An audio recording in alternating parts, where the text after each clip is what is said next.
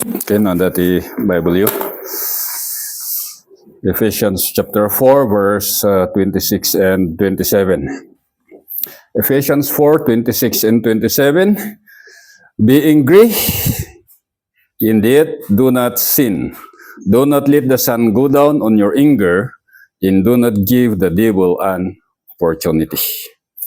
Kararag mi Apo Dios, iti pamindisyon nyo iti sasaoyo, tapno iti kadi Apo Dios kat itong palna, noan yaman na po iti pinanggapyo para iti biyag iti sumagtunggal may sakada kami. Dawat mi detoy, tinapatinganagan ni po Meso Kristo. Amen. So sa ating pong pagpapatuloy sa ating verse by verse study, ay nakita po natin yung outline ng ating pag-aaral, yung paglakad ng bagong nilalang ng Diyos or the conduct of the new creation. Na tayo po, nakita po natin sa previous verses na inalis natin sa tulong ng Diyos ang ating lumang pagkatao. At ngayon ay napalitan na siya ng bago sa pamamagitan ng ginawa ng ating Panginoong Hesukristo sa cross, sa kanyang kamatayan, sa kanyang pagkalibing at sa kanyang pagkabuhay muli. At doon nabigyan po tayo ng bagong pagkatao para mamuhay in the newness of life. At sa newness of life na ito ay meron yung patuloy na pagbabago sa ating isipan.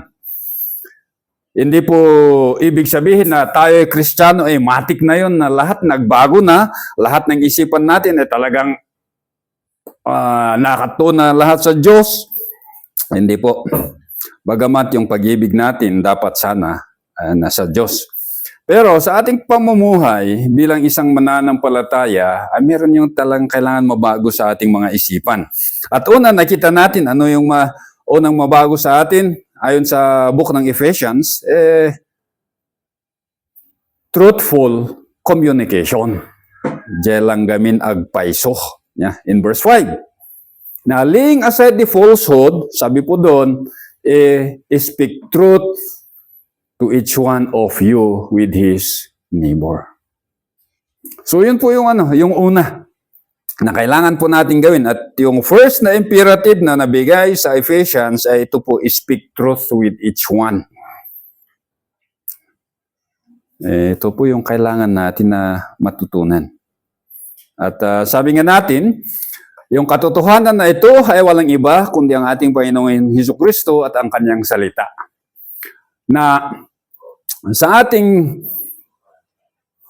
pakikipag-usap sa kapwa po nating mananampalataya, ay yung mga salita po natin ay nakabase sa salita ng Diyos. Yung katotohanan sa salita ng Diyos. Kaya kung yung pag-uusap po natin ay nakabase sa salita ng Diyos, of course, wala na pong kasinungalingan. Pawang katotohanan lamang. So we have the truthful communication na yun po yung ating pinag-aralan sa verse 25. So, sa susunod po, sa ngayon is anger management. Anger. Galit. Palaging galit. Yan po yung isang buhay ng tao Diba? Sino bang hindi nagalit sa inyo? You may raise your hand. Mabagsak tayo lahat dito. So, pero, there is a good news. May good news po sa inyo Kasi kung titingnan natin, sabi po, be angry, and yet, do not sin. So, in anger management, so unang tingnan natin is ano bang klase kasi yung galit natin. So, dito, ang pinakita po dito is the righteous indignation. Yung galit na doon? Yung righteous indignation. Paano mo itagalog yan? Basta, yun na. Yung galit ka, pero hindi siya nanggagaling sa laman. Kasi, minsan, yung galit po natin, righteous siya, pero kalaunan naging laman. Kaya, una po nating dapat tignan, saan ba nanggagaling yung galit natin? Pagapgapuan, jay unget tayo. Jay lasag tayo, uno jay ayat tayo. Minsan nagagalit po tayo, una, galing siya sa ating pag-ibig, mas lalo sa anak natin. Kasi gusto natin na matuto sila, maituwid kung ano man yung lakad nila. Pero minsan, yung righteous anger na yon ay nagiging fleshly anger. Kaya, dito, sabi ng Diyos, be angry. Kailangan magalit ka. Ito po ay isang kautusan. So, titignan natin yung be angry ay present passive imperative. Ibig sabihin, present tense, continuously. Talagang, ang isang Kristiyano ay palaging galit. Kristiyano ay palaging galit. At ito po ay isang kautusan. Imperative. At saka, passive voice.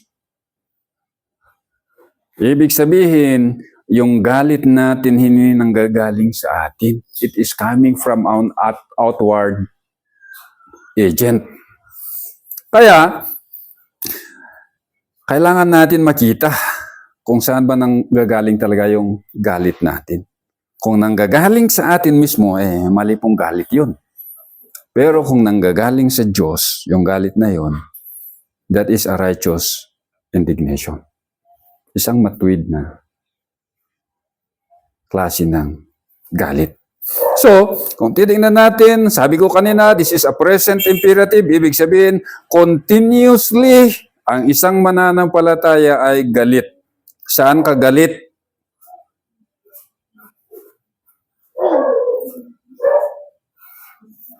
At kanino ka galit?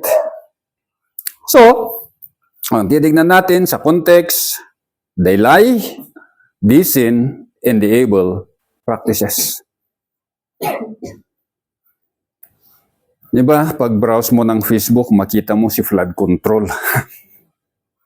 Meron yung galit na para bang kung po pwede, adada ko makat, iligsit mo nga kaslakuto. However, it just shows nga talaga nga there is that andangay the influence niya po Diyos right deep within our hearts, a hatred for or an anger for lies, sin, and evil practices. Kaya, yun, sabi po dito, kailangan palagi po tayong galit sa mga kasalanan, sa mga kasinungalingan, at sa mga evil practices. Bakit kailangan ka palagi kang galit sa mga ganito? Because when we are not angry against sin, against evil, against lie, mamaya sasama ka sa kanila. Kaya pinapakita dito sa atin na ang isang mananampalataya, kailangan magalit tayo, pero kailangan alam din natin kung kanino tayo galit at saan nanggagaling yung galit natin para hindi tayo magkakasala. So, here, ay naibigay po itong utos na ito na kailangan ng isang mananampalataya ay palaging galit sa kasinungalingan, sa kasalanan, at saka evil practices, sa mga maling gawa, makasalanang gawain. Para tayo po ay maprotektahan at hindi masama sa mga gawain na iyon. So makita po natin dito yung wisdom ng Diyos, Kasi pag hindi ka galit,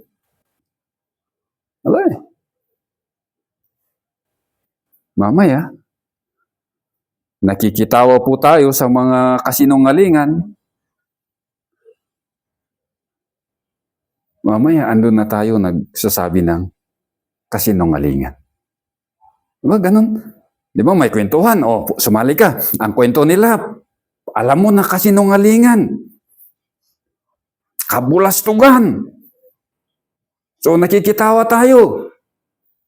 Mamaya, tayo, gumawa rin ng kwento na puno ng kasinungalingan.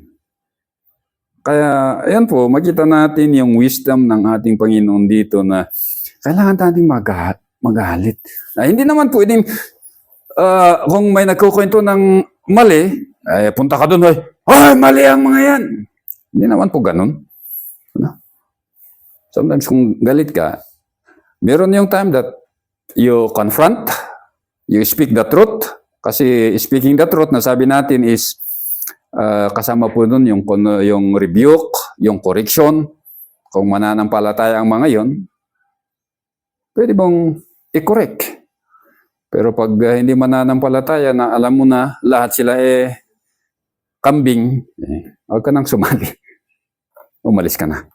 So, sabi po, be angry and sin not. Huwag kang magkasala.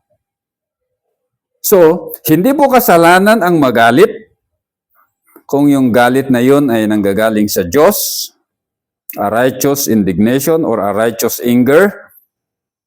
Pero sabi po, huwag kang magkasala. Ibig sabihin that even righteous anger, kung hindi po natin mabantayan, yun ay magiging kasalanan.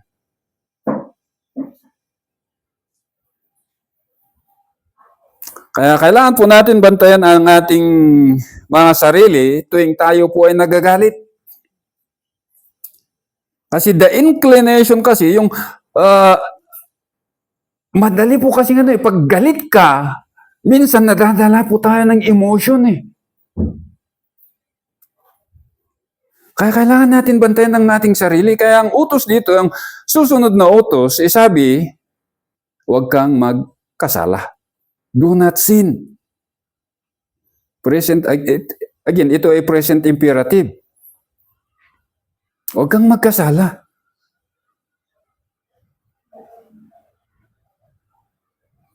Kasi,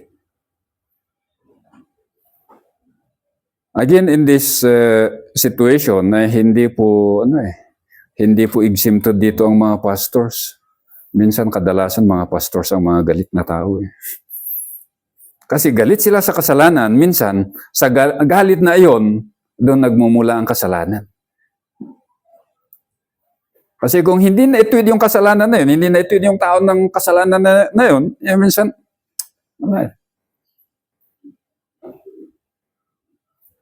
So, sabi po, do not sin. At again, ito po ay naibigay sa lahat ng mga mananampalataya as a whole. Wala pong exempted dito. So, kung titignan natin, righteous anger, ito po ay isang patuloy na kautusan na dapat gawin natin bilang isang mananampalataya. However, sa ating paggawa sa utos na to, meron din yung isang utos. Huwag tayong magkasala. Kaya, kung titignan natin, maalala yun si Jesus Christ nung nilinis niya yung temple. Yun po yung the best na example ng righteous anger. Yung righteous anger ng ating Panginoong Hesus ay nakabase po sa kanyang pag-ibig sa Diyos Ama, sa hostisya, at saka sa kabanalan ng Diyos.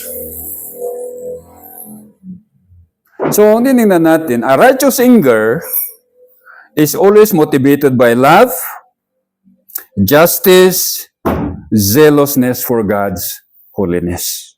Hindi po sa atin. Ano? So, a righteous anger ay palaging nakafocus sa Kanya. Sa kabanalan niya, ang ating pag-ibig sa Kanya, ang Kanyang hostisya. Wala po sa atin. So, yung righteous anger, hindi po nakabase siyan sa atin, pero sa Kanya. So, always bear that in mind. Na pag nagalit ka kasi hindi ginawa yung utos natin sa ating mga anak o sa ibang tao, kasi na-insulto ka, hindi na po righteous anger yun. That is a fleshly anger. Kasi ang righteous anger, talagang dahil mahal mo siya, mahal mo ang kanyang kabanalan, mahal mo ang kanyang hustisya, kaya yun. That is a righteous anger. Meron po yung mga biblical examples ng mga tao na nagkaroon din ng righteous anger pero hindi po nila na-control. So, unang example sa Old Testament. Sino po ang alam ninyo? Moses. Di po ba? Nung nakita niya, nung dumalaw siya sa kanyang mga kapatid na Hudyo, nung makita niya na inaapi yung kapwa niya Hudyo, nagalit siya. That is a righteous indignation. Pero, ang problema, hindi niya nabantayan. Anong ginawa niya? Pinatay niya yung Egyptian. So even righteous indignation could lead to murder, a crime of passion. Kaya yung wisdom ng Diyos na binigay sa atin, sabi niya, magalit ka pero huwag kang magkasala. Hirap na, no? Hirap nito. Kaya kailangan natin yung talagang connection sa Diyos.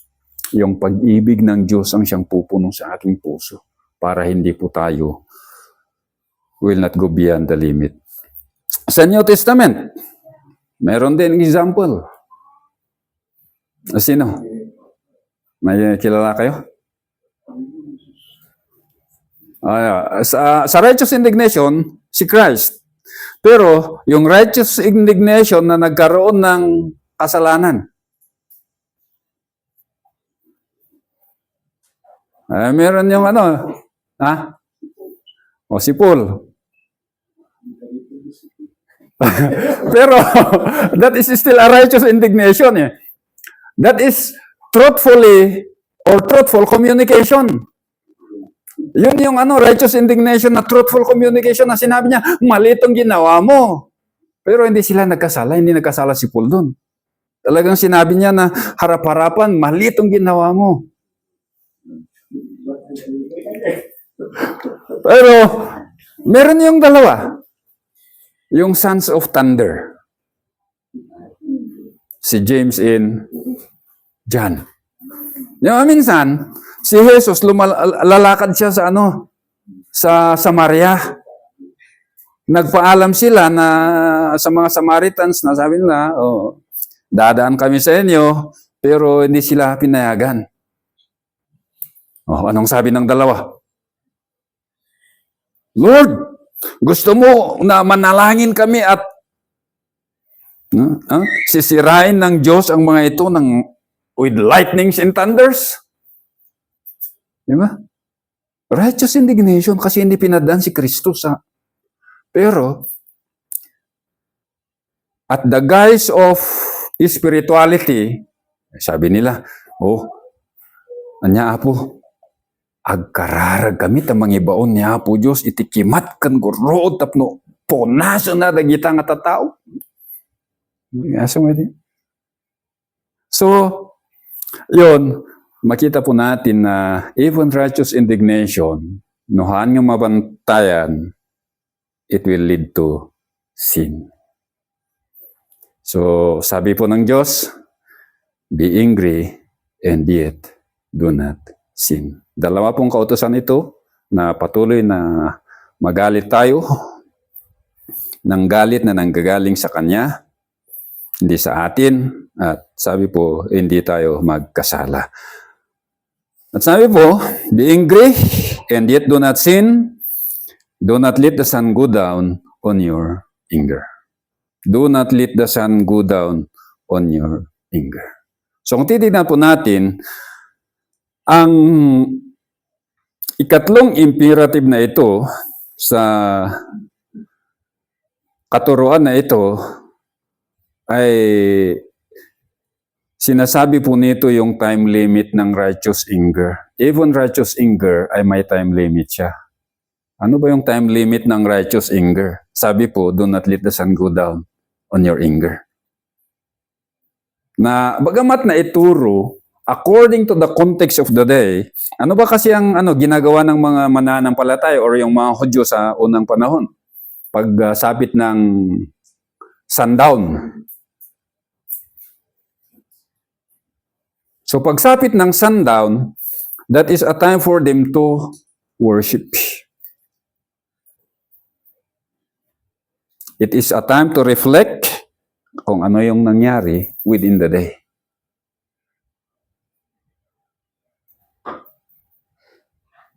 Yan po yung pagninilay-nilay kung ano yung mga nagawa, kung meron mga kasalanan na nagawa. And that is the time to settle. So may time limit ng righteous anger.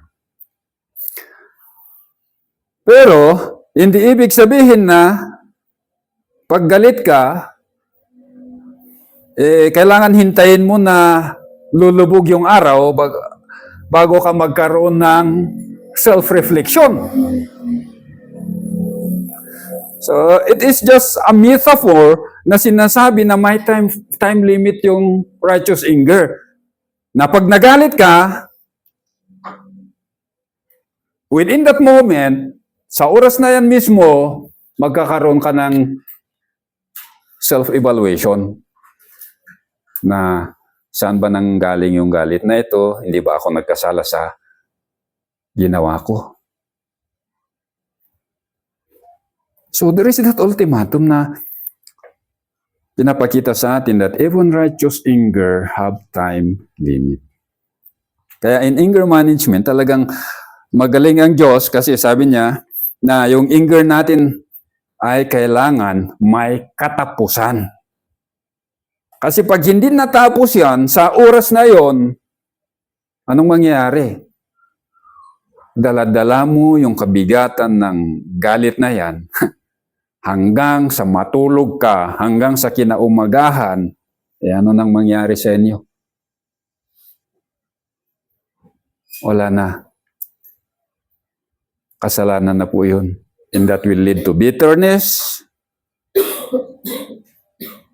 pagkasira ng relationship,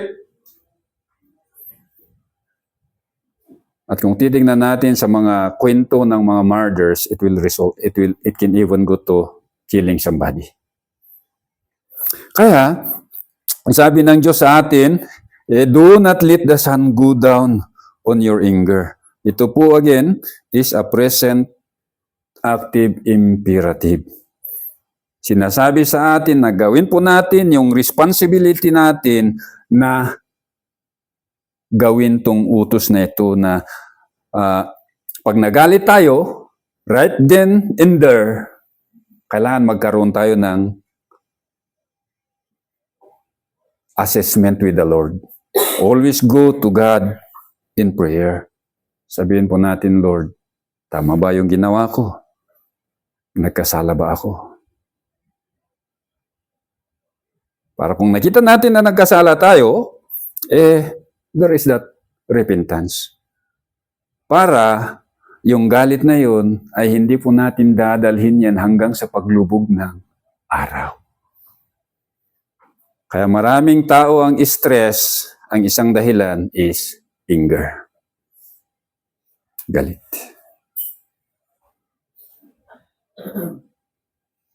Ewan ko ba kung bakit mahirap matanggal yung galit. Mas lalo na pag natamaan yung pride natin.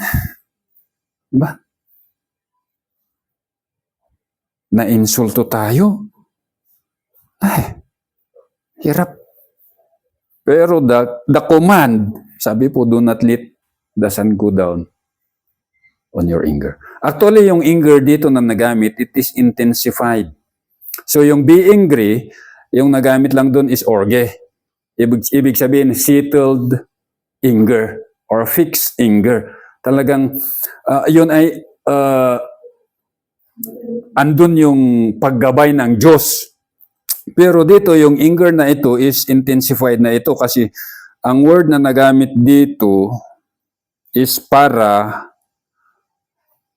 parorgismo. Parorgismo, ibig sabihin, intensified, kasi andun yung word na para, yung prefix na para, intensifier siya ng word na anger na orgizo. Ibig sabihin, hindi na lang siya settled anger, kundi talagang malalang galit.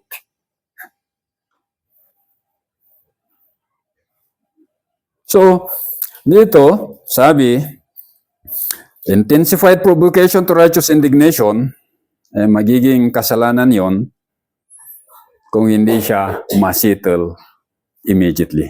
Kaya sa ating mga mananampalataya, ito yung pangalawang utos na binigay sa atin na kailangan makita natin the time frame for righteous anger is now and then. Kailangan pag nagalit tayo, sa oras na yon, settle na natin.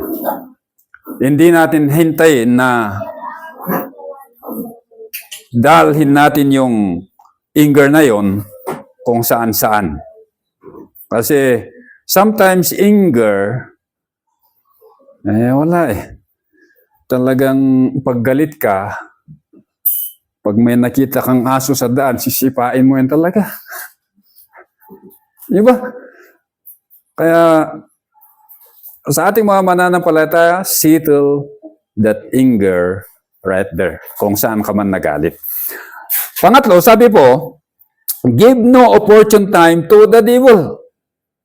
And give no opportunity to the devil.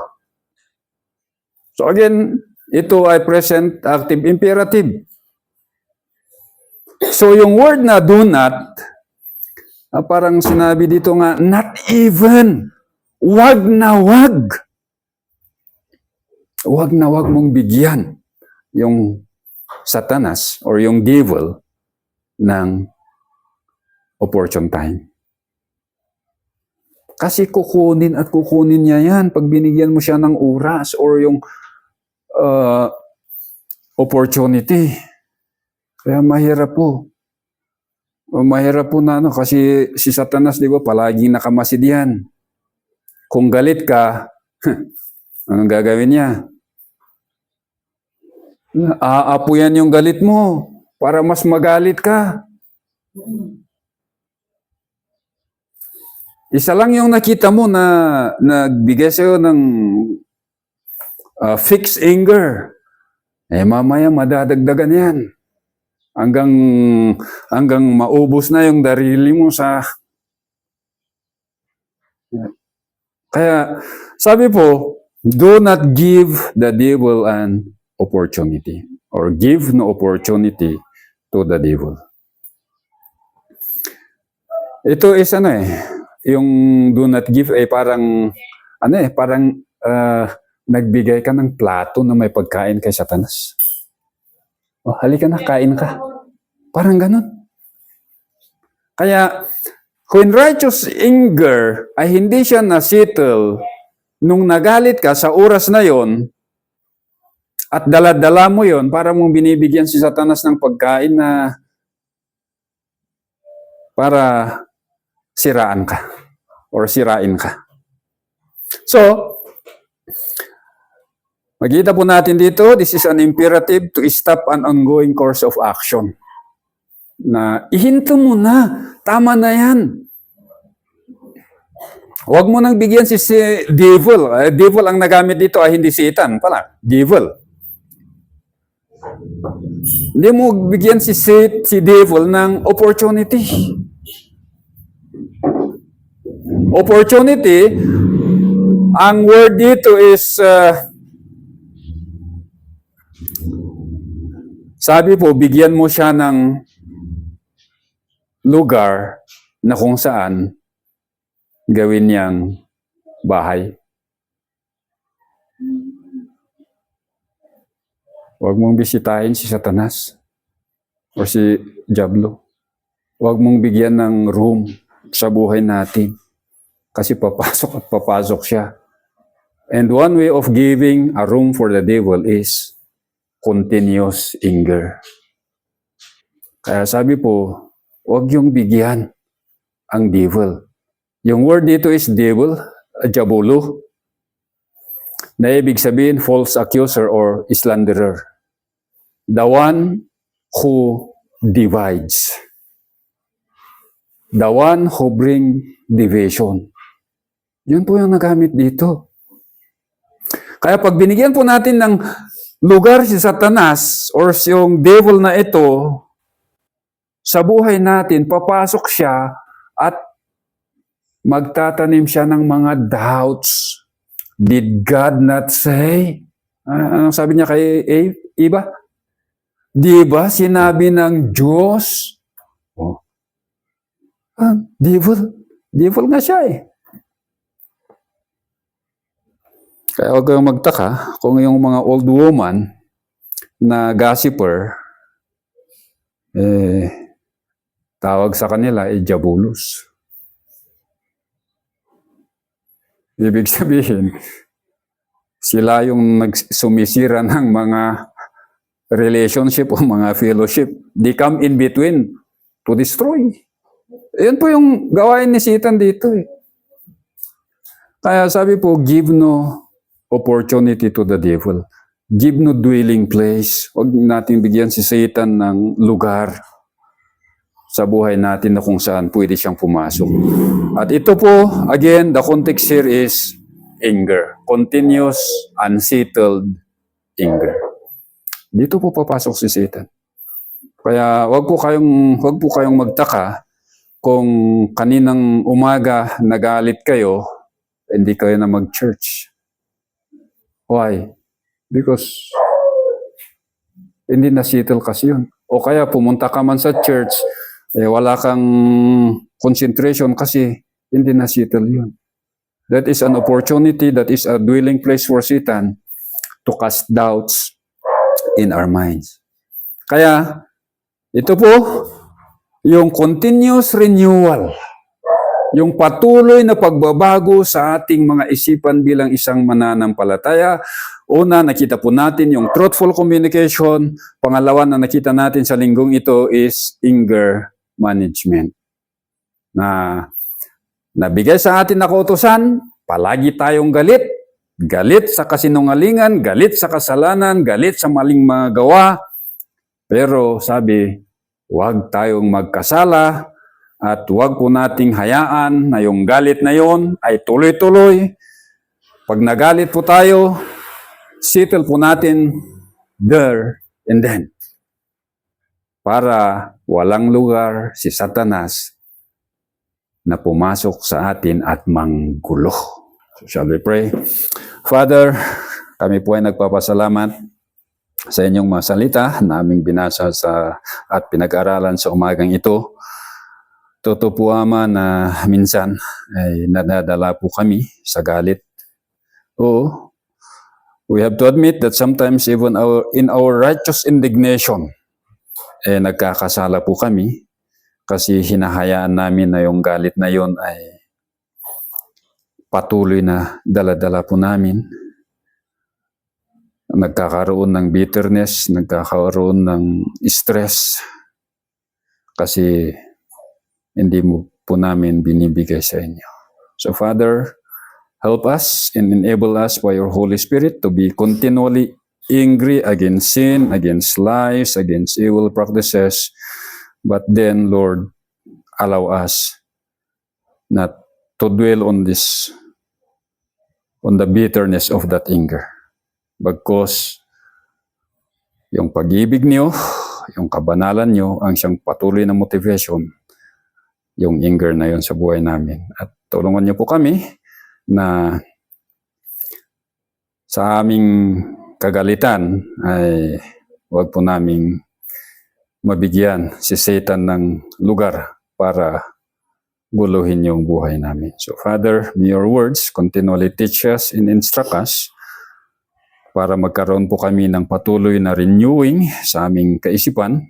Makita po namin yung mga katotohanan at yun po ng aming ipamuhay bilang isang mananampalataya. So Father, we thank you and we glorify your name. In Christ's name we pray. Amen.